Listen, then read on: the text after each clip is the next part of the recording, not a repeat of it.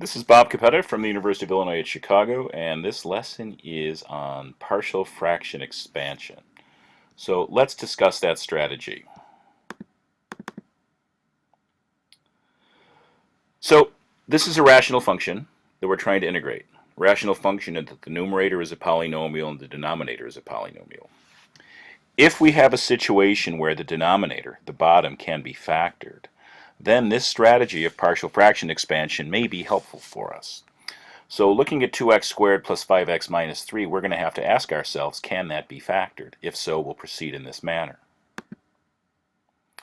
So the way that I factor 2x squared plus 5x minus 3, first term 2x squared goes in this corner of the box, negative 3 in this one. We want to figure out some way to get the middle terms to add up to 5x. That's what our goal is going to be. So how are we going to build 2x squared? Certainly 2x times x somehow.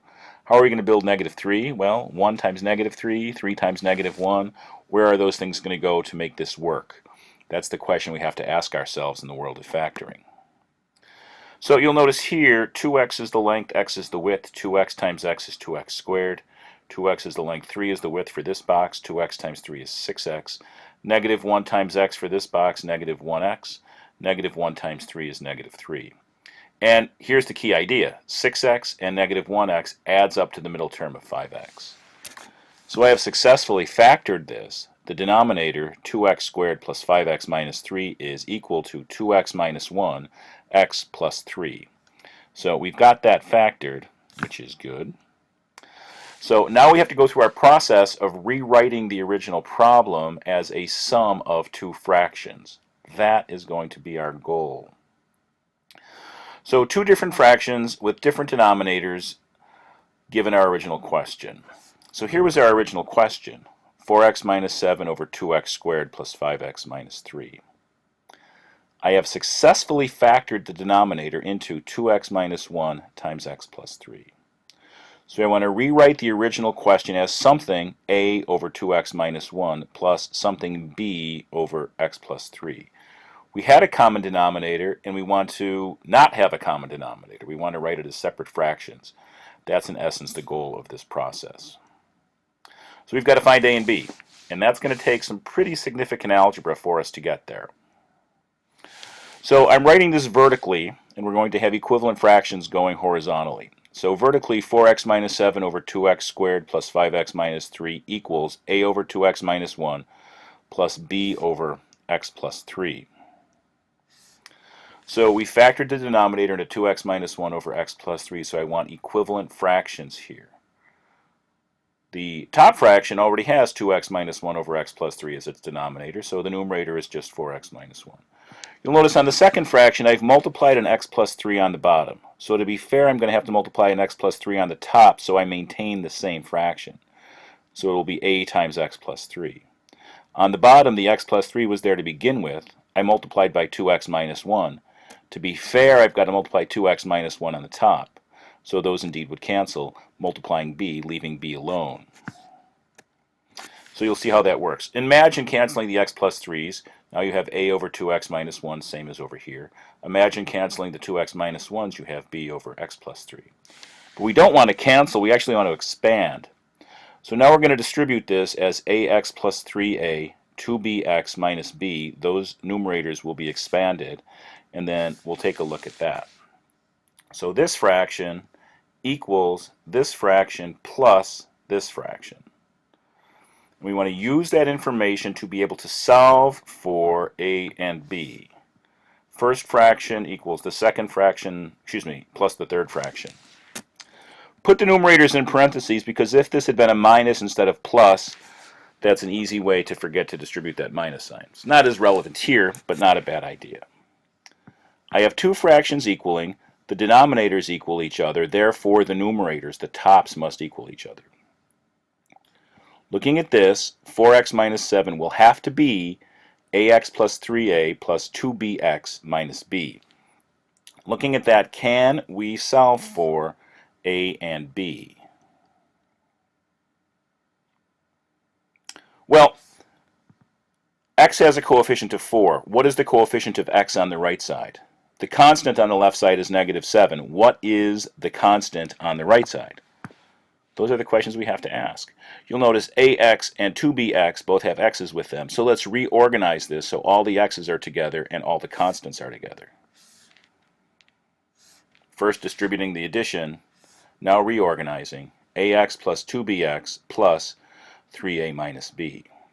We can factor an x out of the first two to get a plus 2b times x plus 3a minus b. So what's our next move here? A plus 2b has to be 4. 3a minus b has to be negative 7.